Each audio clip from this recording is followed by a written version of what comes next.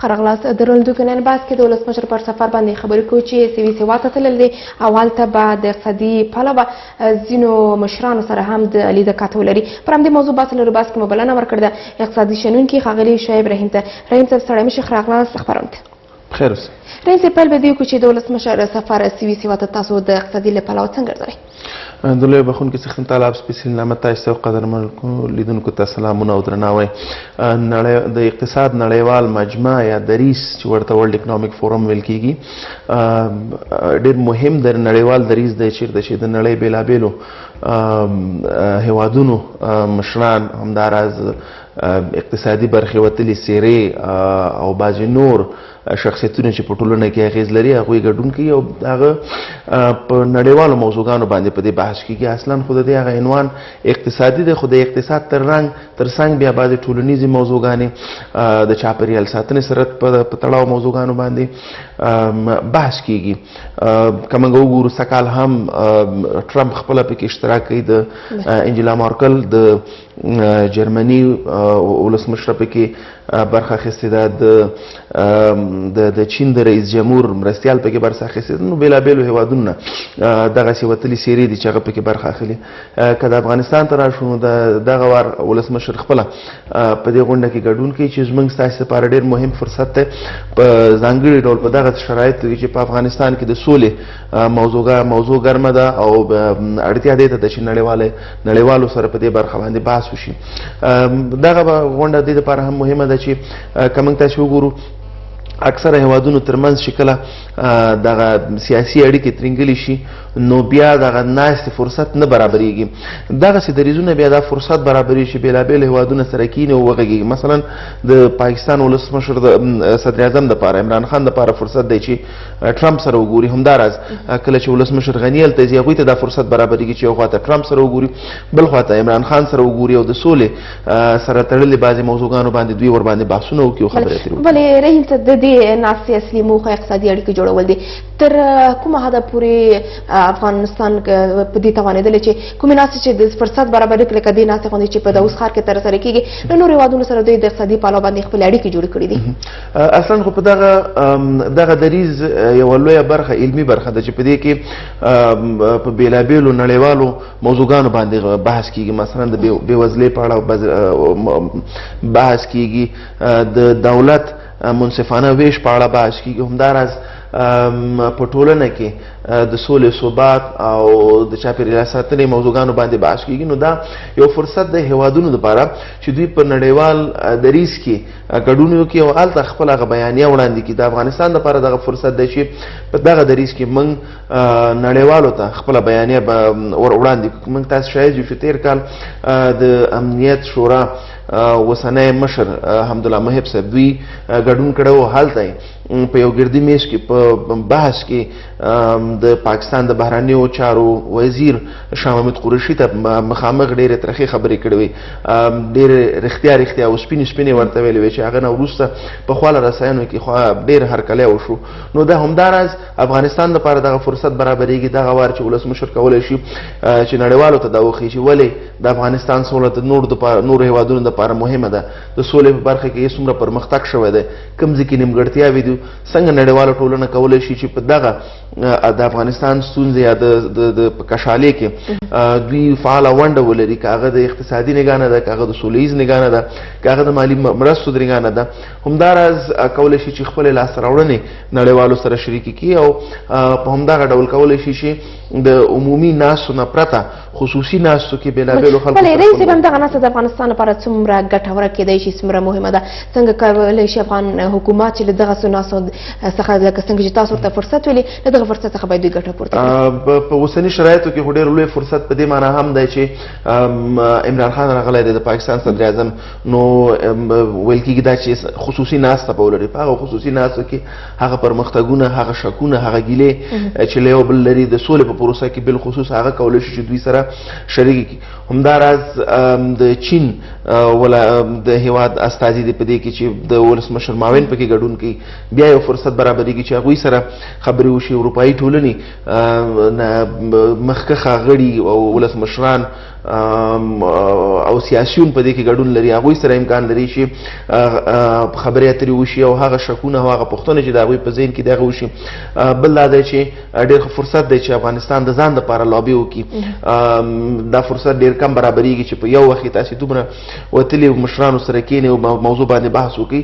نو دغه د سولې د پروسې په تړاو دا زموږ تاسې دپاره ډېر مهمه دی او دا چې سولې سره تړلې سیمه کې څومره اقتصادي بدلون راتللی شي په دې موضوع باندې کولی شي چې ډېر ټینګار وشي تر څو موږ نړیوالو ته د افغانستان په سوله کې د سیمې خیر وښیو د سیمې اقتصادي ګټو باندې بحث وکړو. که نور هیوادونو سره افغان حکومت ډېرې ښې اقتصادي اړیکې ولري فکر کوي چې دا به څومره د افغانستان په ګټه وي چې دوی د اقتصاد په برخه کې لا هم دوی پیاوړي شي؟ ډېر ښه فرصت دی. بالخصوص دا دی چې کله تاسې افغانستان غوندې هیواد کې زموږ وضعیت ورځ تر بلې بدلیږي.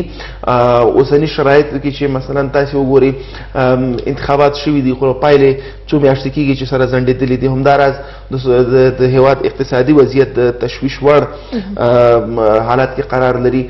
بل خواته د سولې موضوع هم روانه ده خو معلومه نه ده چې په کوم خواته به وړي. موږ تاسې شاهد یو چې څه موده مخکې سره د ډېر پرمختګونو نه وروسته یو دم د سولې خبرې اترې په ټپه ودرېدلې کله چې ولسمشر ټرمپ یو ټویټ وکړ. نو په داسې شرایطو کې اړینه ده چې موږ نړیوالو سره خپل مشکلات شریکو په کومه برخه کې دوی موږ سره کومه مرسته کولی شي موږ کومو مرستو ته اړتیا لرو. همداراز دا ډېر ښه فرصت دی چې هغوی ته د هغوی د پخوانیو مرستو اغېز وښیي. مثلا که اروپایي ټولنې استازو سره موږ کینو او هغوی سره بحث کوو نو هغوی ته ویلی شو چې په انتخاباتو برخه کې د دوی څومره مهمه ونډه ده او بیا د ده نه وروسته موږ د دوی نه څه توقع لرو. افغانستان اوسني حالت کې داسې حالت کې قرار لري چې موږ د 2014 نه 2023 لسیزې ته موږ اقتصادي د انتقال لسیزه وایو چې موږ کوشش کوو چې هغه مرستې چې افغانستان سره شوي 2023 کال نه وروسته موږ باید وکولی شو په خپلو پښو ودرېدو. نو 2014 نه تر 2020 پورې نړیوالو مرستو څومره اغېز کړی دی په کوم ځای کې نیمګړتیاوې وې. شاید په بعض ځایونو کې د دوی مرستې ډېرې زیاتې شوي وي خو اغېز یې نه و. کیدای شي افغان حکومت سره همغږي نه وه. کیدای شي بعضې ستونزې په لومړیتوبونو کې د هغوی لومړیتوبونو د افغان حکومت او د افغان ولس لومړیتوبونو په برخه کې مشکل وي. نو چې کله تاسې په دغسې دریځونو کې کښېنئ کله عمومي مجلس کې کښېنئ خصوصي مجلسونو کې یو په یو یا دوه په دوه کښېنئ نو هغې سره دغه پوښتنې دغه شکونه دغه پرمختګونه تاسې کولی شي چې دوی سره شریکوي. مرستو ته هم راګرځه چې افغان حکومت تر کومه حده پورې کومې مرستې چې شوي دي د اقتصادي له اړخه باندې څومره ګټې ترلاسه کړي په دې موضوعات به هم بحث ولرو. تاسو خپله ملي چې وروستۍ کړکېچونو ته په کتو دا چې د سولې خبرې مله ډېرې پخوا را روانې خو تر دې دم پورې کومه خاصه پایله نه ده ورکړې. فکر نه کوئ چې دا د سولې خبرې وروستۍ کړکېچونه د سیمې هېوادونو ترمنځ د نړیوالو هېوادونو ترمنځ څومره د افغانستان پر اقتصاد باندې بد اغېز کړی دی؟ ډېر بد اغېز کړی دی. که موږ وګورو زموږ د اقتصاد کله هم چې بحث کېږي هغه یوه لویه او عمده لامل چې د باعث شوی دی چې په د افغانستان د اقتصادي ودې پر مخه یې نیولې ده هغه هم دا ده چې په افغانستان کې سوله او ثبات نشته. کله چې په یو هیواد کې سوله او ثبات نه وي هلته پانګه اچونه نه کېږي هلته تولید کچه راټیټېږي او کله چې پانګه اچونه ونه شي طبیعي خبره ده هغه سره بیکاري زیاتېږي بېوزلي زیاتېږي. همداراز بیا د دې نه هغه نور ټولنیزې ستونزې را زیاتېږي. په کوڅو کې د جرمونو سطح لوړېږي ترهګرۍ دپاره نور فرصتونه برابرېږي. نو دا دی چې په دې کې هېڅ شک نشته چې افغانستان لپاره ډېر لویه ستونزه رامنځته شوې ده خو د دې تر څنګ موږ کولی شو چې په دغسې دریځونو کې خلکو ته او نړۍ ته دا ووایو چې د افغانستان ستونزه د افغانستان نه ده بلکې دا د سیمې او د نړۍ ستونزه ده او که چېرې دا ستونزه حل نه شي نو د مرکزي اسیا هېوادونو دپاره د چین دپاره او نور هېوادونو دپاره همداراز اروپا ته به ډېر زیات زیان ورسېږي. شاید صاحب کومه ناسته چې د سویس په داوس ښار کې ترسره کېږي تر ډېر پورې اروپایي هېوادونه هلته ګډون لري. څنګه کولی شو د اروپایي هېوادونو مرستې ملاتړ ترلاسه کړو؟ دا ده چې کله تاسې سره یو هېواد مرسته کوي د هغه مرستې په مقابل کې تاسې هغوی سره ژمنې کوئ چې دا پیسې به په کومه برخه کې په کومه طریقه او کومو لومړیتوبونو او کومو ستونزو د حل دپاره مصرفېږي. هر څوک غواړي چې د هغې پیسې په صحیح ځای کې مصرف شي. کله چې تاسې په شفافه توګه دغه حسابي دوی ته ورکړئ نو هر څوک غواړي چې کله د دوی یو کار نتیجه ورکړي او د هغه پایلې ډېرې مثبتې وي نو دوی تاسې سره پرلپسې توګه مرستې کوي. افغانستان دپاره هم دغه فرصت دی چې موږ ورته وښیو چې د دوی مرستې په کوم ځای کې تر کوم حده اغېزناکه وو. نور کوم داسې پلانونه موږ لرو. موږ کولی شو چې خپل ملي ستراتیژیانې مثلا د افغانستان سولې او د پرمختیا د دریځ دی. موږ د خصوصي سکتور د پیاوړتیا ستراتیژي لرو. موږ د صادراتو ستراتیژي لرو. موږ د افغانستان عمومي اقتصادي پرمختګ دپاره بېلابېل پلانونه لرو او پروګرامونه لرو. نو هغه یو ښه فرصت کېدی شي چې موږ همدغه پروګرامونو ته په کتو چې له څو کلونو را په دې خواته دلته بندونه جوړ شي، دلته ترانزیتي لارې جوړ شي، خو لا هم نیوکې شته ده چې له دغو لارو دغه بندونو څخه سمه په توګه باندې ګټه نه اخیستل شوې.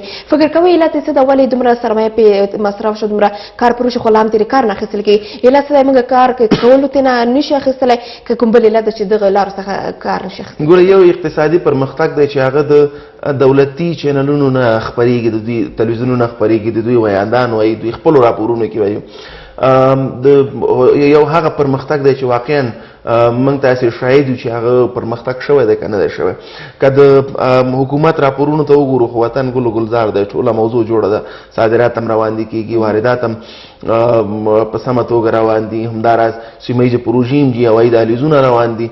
خو که موږ وګورو د ورځ په پای کې نتیجه نشته. دا په دې معنی چې د حکومت خبرې نیمګړې دي، د حکومت خبرې حقیقت نه لرې دي. که موږ تاسې وګورو د یو نویم کوډ تر اوسه پورې حساب نه دی معلوم. میاشت تېره شوه، د کال کې 12 میاشتې. کله چې تاسې بودیجه جوړوئ 12 میاشتو دپاره جوړوئ. موږ تاسې شاهد یو چې دغه یو میاشت تېره شوه دا بودیجه لا منظوره شوې نه ده. دا په دې معنی چې زموږ پلانونه به د سږ کال که یو میاشت وروسته دا ځنډ سره دا پلانونه موږ دا بودیجه موږ مصرفونه 11 میاشتې موږ لرو. که دا نوره مو ځنډېږي بیا به 10 میاشتې لرو. همداراز د هېواد عوایدو بحث کېږي، اما د عوایدو په مقابل کې تاسې وګورئ چې په افغانستان کې دغه پیسې څومره په شفافه ډول مصرف شوي دي. نو که یو خواته عواید زیات شوي دي، بل خواته باید شفافیت موضوع حل شي. اوسه پورې نه ده معلوم چې زموږ ستاسې د کریډټ کارډونو مصرف په کوم پیسې چې راګرځول کېږي په کوم ځای کې مصرفېږي. همداراز د حکومت په دې برخه کې اوس خپل حکومت څومره تاسو په اړه بولئ چې رښتیا هماغه څومره چې اړتیا لیدل کېږي د اقتصاد برخه کې باید کار شوی وای، دومره کار یې نه ده کړی؟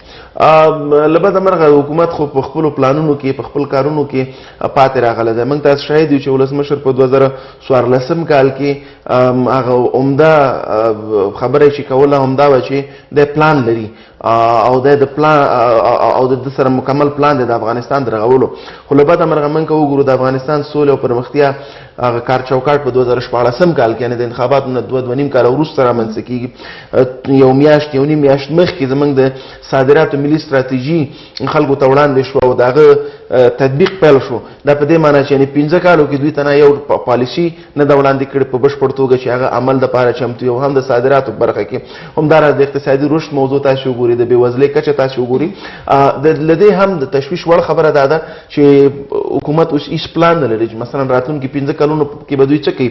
ځکه چې که ستاسې کله یوه دوره پای ته رسېږي، تاسې خپلې دورې ته ګورئ، هغه کې څومره نیمګړتیاوې وي، هغه نیمګړتیاوې تاسې د پای ټکی ږدئ او یو نوی پیل کوئ.